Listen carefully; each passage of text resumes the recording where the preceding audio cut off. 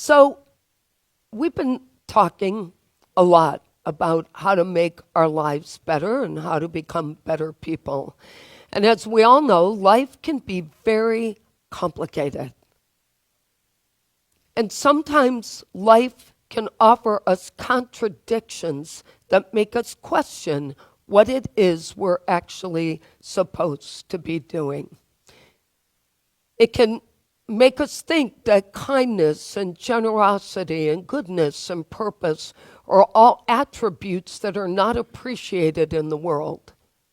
And maybe we shouldn't be doing those things because they don't matter anymore. Sometimes in our daily observations, we see people being rewarded for bad behavior. We notice that people are becoming successful at the expense of others, getting acknowledgement in ways that doesn't seem genuine.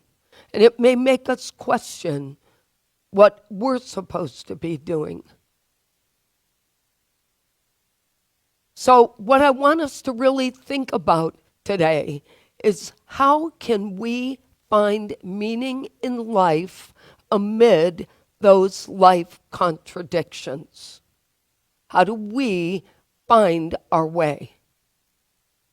So sometimes people start with things like a personal mission statement because it declares what it is that they want to believe in. And one of the ways, as Martin mentioned, you can do that if you've never done that before is join Julie's workshop, for example, and create a vision for your life. And sometimes that can be very powerful if you've never done that.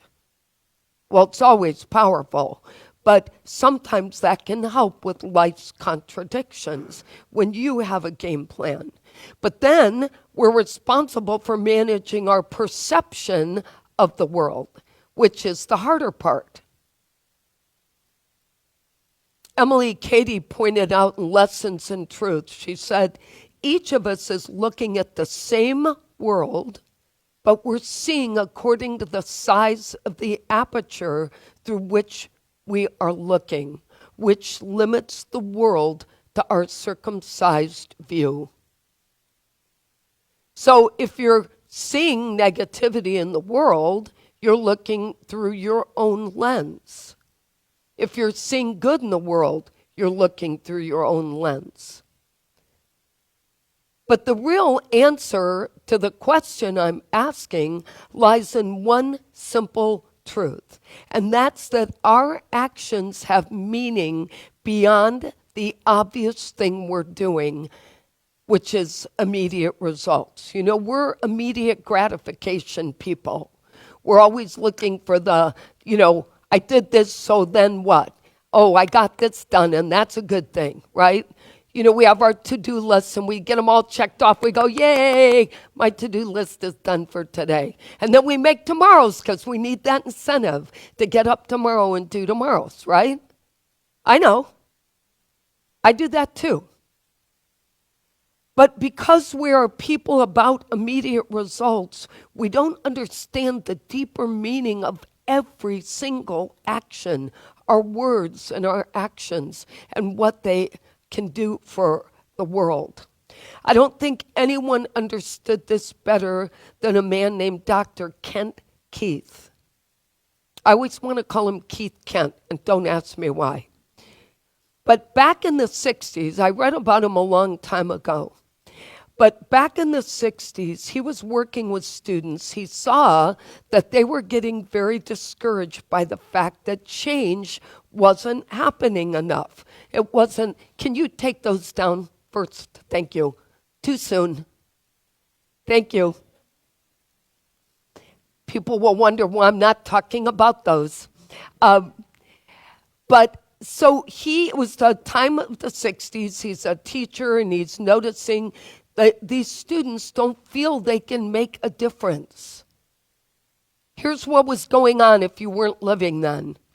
the Cold War tensions, including the Cuban Missile Crisis, the assassination of John F. Kennedy, and then shortly thereafter, the assassination of Martin Luther King, and 3 months after that was the assassination of Robert Kennedy. And then we had the Vietnam War going on and the Civil Rights Movement. It was a very scary time for us young kids. I remember it. And Dr. Keith wanted to help teach these students ways they could be empowered instead of seeing all these crises in the world. And its main objective was to help them understand that when we have a deeper meaning to our lives and we have deeper purpose, our external recognition no longer matters. That if we're coming from a place of deep meaning and deep purpose, everything we do is enough. And it doesn't matter. He believed real meaning was found in our own personal conviction to the belief that our actions will matter regardless of whether anyone acknowledges them or not. And that should be enough. He taught these students that their goal should always be to take action from this place of conviction and principle, not praise and glory. His perspective was that each of us should pursue actions rooted in value and meaningful cause, and know that if they were connected to meaning, that it would automatically mean we were making a difference. So to support his belief system with these students, he writes the 65-page booklet. And he called them the Paradoxical Commandments.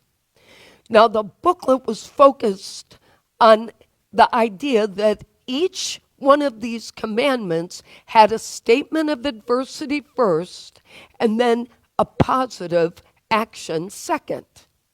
He started with the adversity, and then he had the positive action. And his hope was that the commandments would help students open up to this attitude that they could cope with life if they had a set of solid principles. Now, I spoke about these in 2021 in a different way, and I was feeling on Monday that I needed to bring them back. And so I want to share them today. But from my perspective, these commandments could actually serve as a blueprint for managing our daily lives in a way that aligns with our divine purpose. Did I make you too cold in here today? Okay. Yes? Are you freezing? Jeffrey, you could turn it down a hair if you would. Thank you. I know you're watching. I got it here. Don't worry. He's trying to rest with one eye open. I know he is. So these commandments are rooted in compassion and authenticity, and they help us create deeper reality for our existence. And it teaches us that goodness is valued just because it's the right thing to do. This perspective also challenges the societal expectations of us and invites us to see the world as a place where every act of kindness, every gesture of love, and every spark of creativity contributes to the bigger fabric of life. So I'm going to walk you through these. Thank you, Greg. So we're going to start with the first one. People are illogical, unreasonable, and self-centered. That's the adversity. And he said, love them anyway. You see, relationships can be messy because we humans are unpredictable. And the spiritual challenge for us is to love others not only because they act the way we want them to, but because love itself transforms and heals people. So we shouldn't care what other people do. We should love them anyway. Number 2 is if you do good, people will accuse you of selfish, ulterior motives. And we know this to be true. Many of us have done something good in our lives at one point and had someone say, "Oh, what are you trying to win, points?" But what if you were just doing it because? We may demonstrate kindness and be met with that suspicion or skepticism, or maybe even hostility. But our spiritual path calls for us to be people who give freely of ourselves and know that our acts of compassion are seeds that are being planted in the world, even when you don't get to see those seeds blossom. Don't think they aren't. Number 3 is if you are successful, you'll win false friends and true enemies. Succeed anyway. The spiritual lesson here is humility. We're going to face people who are jealous or even want to be rivals of our success. But we are called to our true purpose. We're all born with one, and we need to let go of our attachment to outcomes and just share our God-given talents with the world. Which sort of speaks to this next one too, which is the good you do today will be forgotten tomorrow. Who cares? Do good anyway. Number 5 is honesty and frankness make you vulnerable. Be honest and frank anyway. Look, we all know being vulnerable is risky. But as we talked about last week, it's important to let people see your authentic self. Being too honest can cause conflict, but vulnerability and honesty are both necessary in life. You don't have to be mean when you're honest. You just have to have integrity. Our spiritual growth requires each of us to be our authentic self, because our authenticity is the foundation for real relationships, not fake ones. And that's what brings us inner peace. Number 6 is the biggest men and women with the biggest ideas can be shot down by the smallest men and women with the smallest minds. Think big anyway. You know, the world needs big thinkers, people who can imagine, create, and inspire. And those who understand that the true measure of success is not the absence of people who oppose us.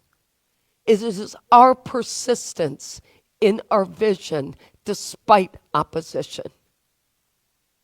I'm a firm believer if I'd ever listened to anyone who opposed me in life, I wouldn't have accomplished all that I have. That's a fact. Ask your friends writing your first book. 7 books ago, I remember asking friends, what do you think about me writing this book? And writing a book, blah, blah, blah, even my own family. Now, if I'd just taken that opposition, I wouldn't have kept going in life. Wouldn't have built the business, wouldn't have gone on a ministry, wouldn't have had amazing people in my life and experiences. But I'm a firm believer that if it comes from inside, it is ours to do. Do not ignore it. Just trust that you're being given a message. You don't know how it's going to play. You don't even know if it's going to work, because one thing may not work, but it'll lead to another. One thing always leads to another. It may not be the answer, but it may be the seed. Number 7, people favor underdogs but follow only top dogs. Have you ever noticed that? And he said, fight for a few underdogs anyway. You know, we tend to cheer for those who face adversity or are lacking power or prestige. We're always ready to help those who are suffering. And yet we always want to be like the powerful and successful. We don't admire those who are dealing with adversity. We just support them. But true spiritual growth doesn't come from chasing power. It comes from standing up for the powerless. That's how we foster a world that is more loving and empathetic. Number 8 is what you spend years building may be destroyed overnight. Build it anyway. This commandment speaks to our ability to honor divine ideas and hold faith that the act of creation alone is meaningful and builds our resilience.